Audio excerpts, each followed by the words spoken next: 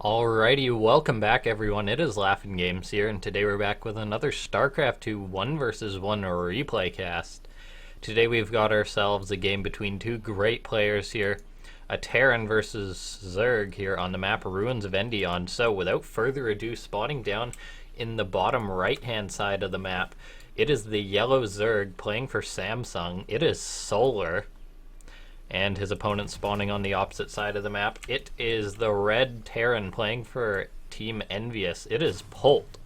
So we've got two players who are very well established, particularly in Legacy of the Void. So these two players are known to be very, very good in Legacy of the Void, but we haven't actually seen them play against each other too much. So this game could go any number of ways, but for now, it seems we're just going to be getting a standard opening here, as this is a map which can tend to be more towards macro. However, there can be all sorts of harassment going down, and weird attacks as well, because of the dynamic that these rocks on the map create, allowing players to wall off and defend, and sort of changes the pace in which attacks come out, usually, on this map.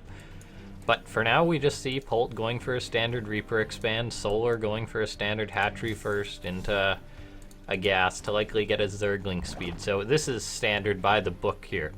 So it's a normal StarCraft game, so the game will diversify in a minute or two here. But for now, let's talk about the players a bit more. Polt, known to be a player who plays incredibly standard and macro-oriented 99% of the time here.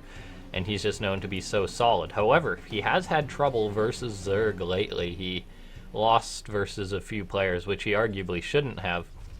But he's had lots of time to reflect on this, so we'll see what sort of style Polt brings out to beat such a strong Zerg known as Solar. Solar, known to be able to play really all the styles. He can bust out aggression here and there, though. But it's not like he's a super cheesy player or anything. He can just really bust anything out. For now, though, we see that Reaper 4 Polt coming out across the map, just wanted to know exactly what's going on, and he will find out exactly what's going on. He'll see the hatchery wiggling, but he is going to try to pick off a drone here, but Solar's so good. Turns it into an extractor almost instantly, not risking anything. But now the few Zerglings out for Solar here. He's trying to push away this Reaper. Losing one Zergling in the process so far. Might lose a second here. This Reaper's actually trading very well with these Zerglings. A drone's actually pulled, and that might go down, but no, Solar saves the drone yet again. So only two, actually no, he only got one Zergling there. The other just narrowly escaped. So Polt playing as aggressive as he really can get with the Reaper without losing it, and Solar just playing very defensively, very well now to be safe. And now we see Polt moving out with these Marines as this map creates sort of a weird dynamic. He's moving out to knock down this rock tower. Solar sees this, by the way, so he knows that it's not like he can go for any Ling floods across the map once these are down. So this means that Polt can be very safe. He doesn't need to wall off this large wall, this large ramp here. He can just pay attention to these rocks, and Solar really can't touch Polt. So Polt can now go very macro oriented, or he could sort of go for a timing attack which could be undetected by Solar.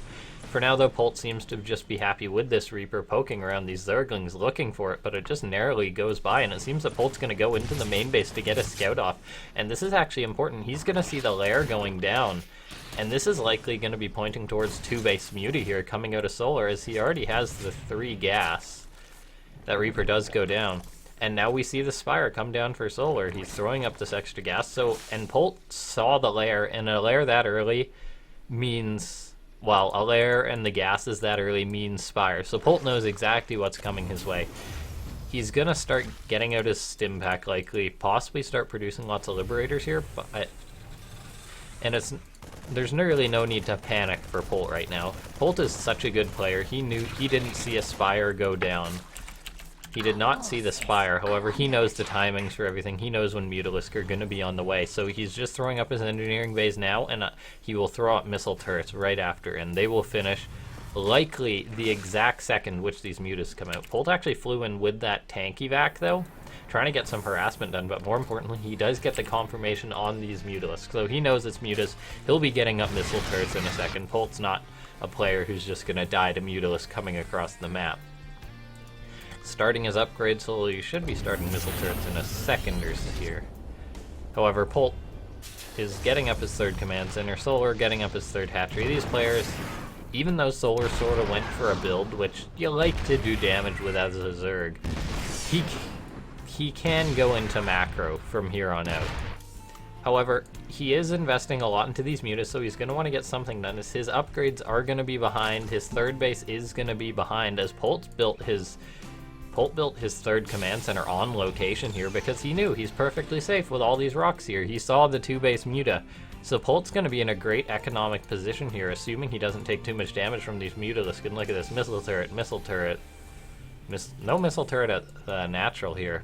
So if Solar could possibly get in with these mutas, that could be some possible damage now or later on. But look at this, Polt does not want to lose his stim though. He's got a missile turret safeguarding that. That is the stim-packed missile turret. For now though, the muta's trying to pick off any SCVs they can. Getting a few here might be able to pick off this gas, which is sort of important for Terran not to lose this. I mean, Terran is known to make lots of Marines and Marauders, which don't necessarily require a lot of gas, but Polt is going for upgrades. Terran tends to make a lot of Liberators in this matchup now, accidentally shooting his own missile turret there. Bit of a mistake, the poor missile turret just wanted to defend Stimpack, but Polt loading into these medivacs needs to be very careful as these mutas could catch this. For now though, Solar with these mutas is patrolling around, sharking, trying to get anything he can done. He's going to confirm the third base and say, oh, I'm not in the best position here. However, Solar is now fully saturated on all 3 bases. He's possibly going to be going for a 4th soon, and it seems he's just going to be committing to this muta bling style. And this is actually such a treat to watch here. This style was so common in Heart of the Swarm, but then sort of Liberators came in Legacy of the Void.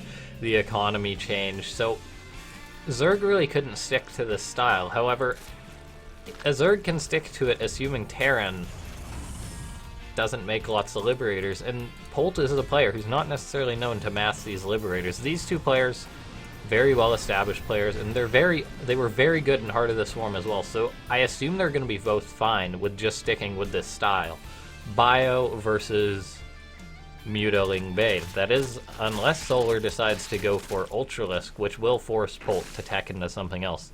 For now though, these players, even though they've sort of both gone for builds which can lean to some aggression here, have not done too much damage to each other. Although we now see Polt cleaning up this 4th base location. He has yet to start a 4th command center. Solar's getting up his 4th hatchery, so very standard game this looks like. Zerg getting up his 4th. Terran likely going to want to try and do some damage here in a second, whether it be with drops here. But the mutas for Solar just sharking around. They now have their +1 attack. They're getting this +1 Carapace, so if Polt does go into Liberators, they will be able to stand a bit more against this. Picking off a few SCVs here, but he did bleed off a muta there.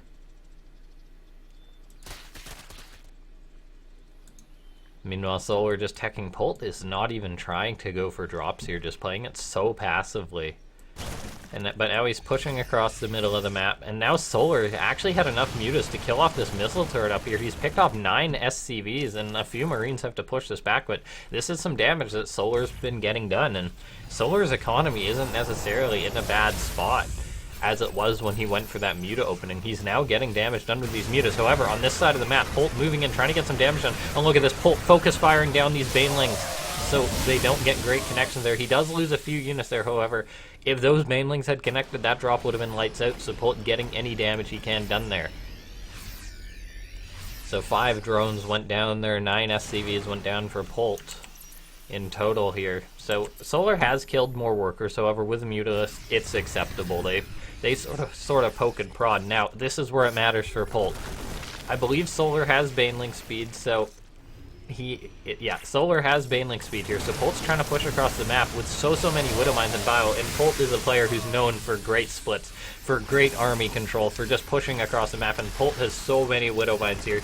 He's gonna push further and further in here, trying to get some damage done, but it seems that Solar's just gonna be able to push this army back. The mass bio is just being pushed back by these Zerglings, by these Banelings, and by such a large Mutalisk count here.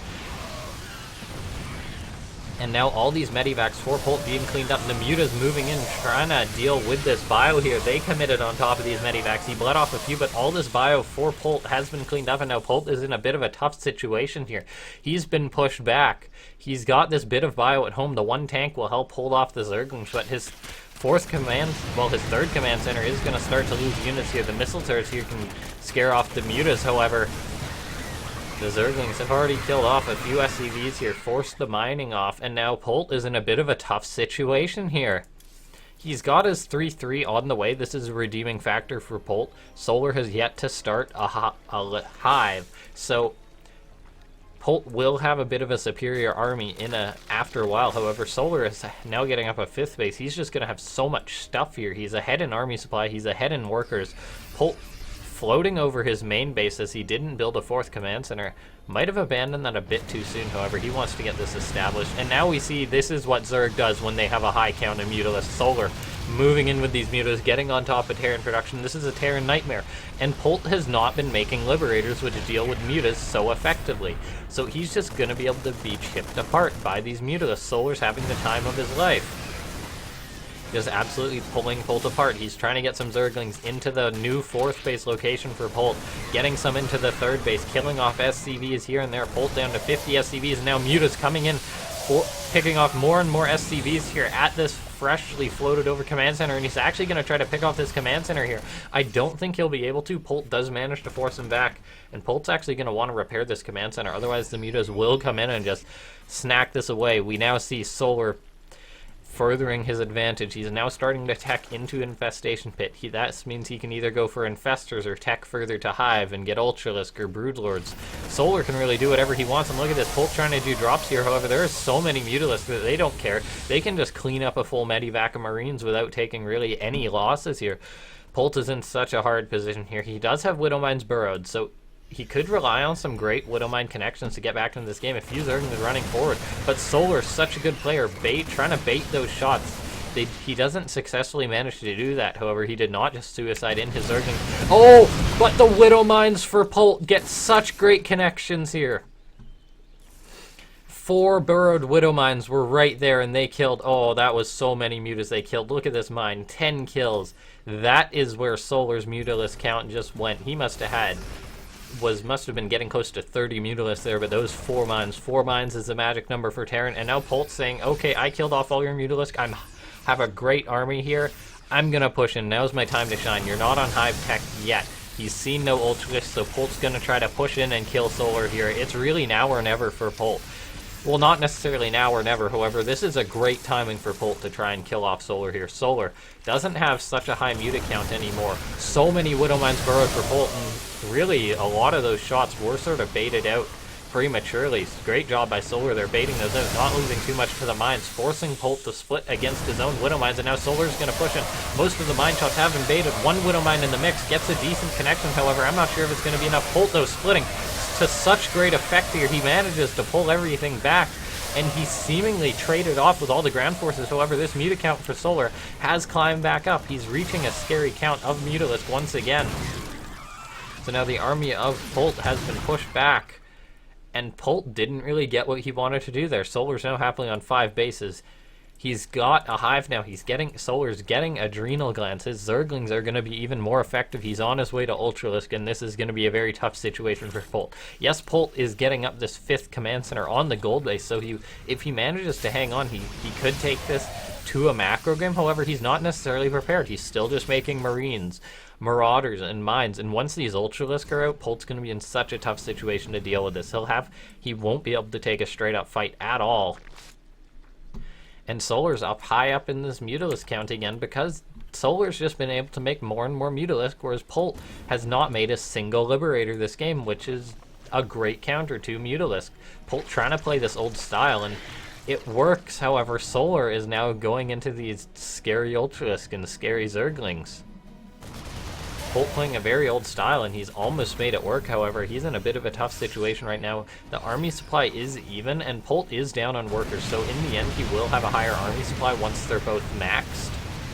However, Solar still being so effective with all these Mutalisks. Polt, look at this, throwing up 4 missile turrets to try and defend from these Mutas, but the Mutas can just pick these off one by one. And at this point, Solar isn't going to be too bothered about keeping his Mutalisk alive, as he is getting these Ultralisks. And look at this Ling run by. Polt going for a counter drop, however, he's going to cancel this base, but Solar's on 5 bases as it is, where Polt's losing one of his only few last mining bases, and this one's actually mined out. So it isn't the end of the world for Polt, however, losing more and more SCVs.